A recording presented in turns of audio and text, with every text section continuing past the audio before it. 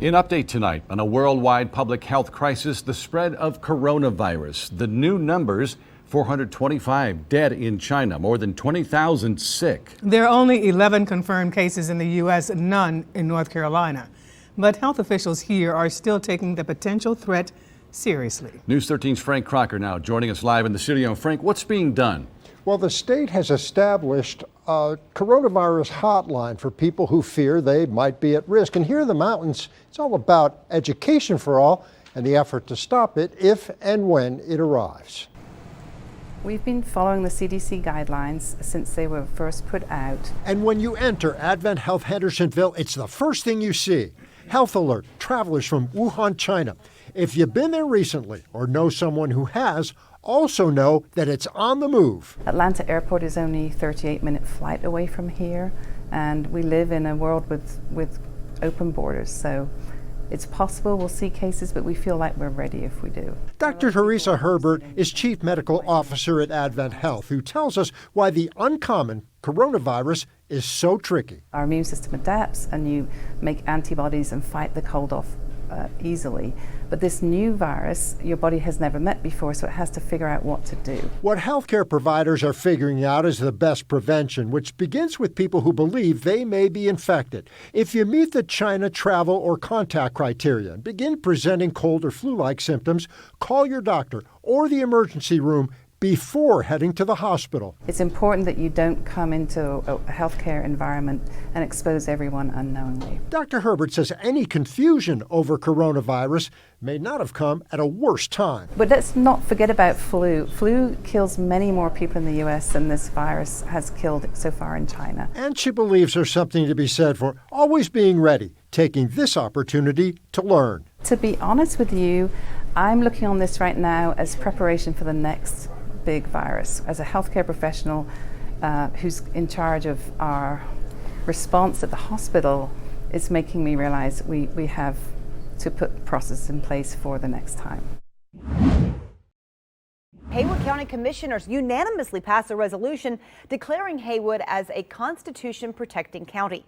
The vote follows a meeting last month where a crowd of residents asked the board to declare the county as a Second Amendment sanctuary.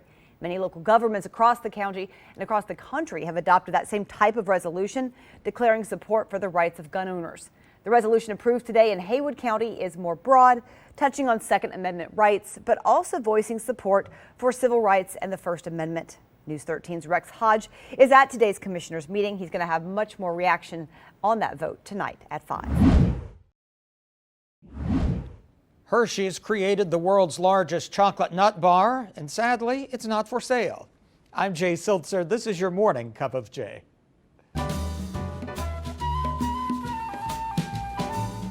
The candy maker unveiled the world record-size candy bar Friday at Hershey's Chocolate World. The monster-sized Reese's Take 5 bar tips the scales at nearly 3 tons. It's 9 feet long, 5.5 feet wide, and 2 feet high. Hershey broke a record that was just set by its rival Mars just 2 weeks ago. In San Francisco, there's a listing that has many people talking. A parking spot is being sold for $100,000. Real estate agent Bill Williams says the spot is in an apartment complex basement. It's located 1 block away from Oracle Park. The last parking spot in that building sold for $136,000, so this one's a bargain. Now we know the answer to Tom Brady's social media post that caused a stir online. The legendary quarterback posted this photo Thursday evening on Twitter and Instagram without a caption. That led to thousands of comments asking, what the heck does this mean? Well, it turns out it was an ad for Hulu.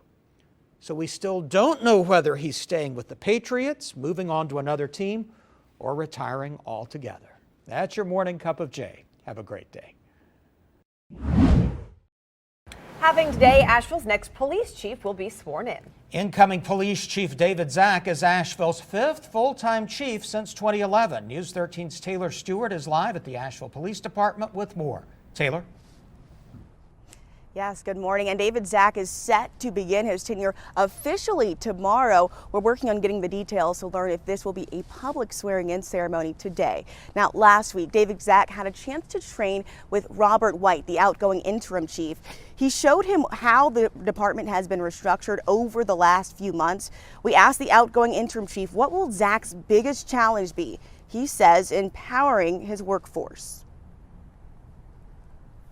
One thing you understand as a law enforcement professional is that what works in one region of this country or in one municipality may not work in another. So you got to come in with no assumptions that, you know, past success will not necessarily transfer over. But the truth of the matter is, in 33 years. David Zach certainly brings some past success here to Asheville. In the Buffalo area, his department is a model for community policing. Now he comes here with an open mind, ready to build relationships and serve the community. Coming up, we'll tell you more about his background that equips him for the job. We have that in our next half hour. But for now, we're live in Asheville. I'm Taylor Stewart, News 13.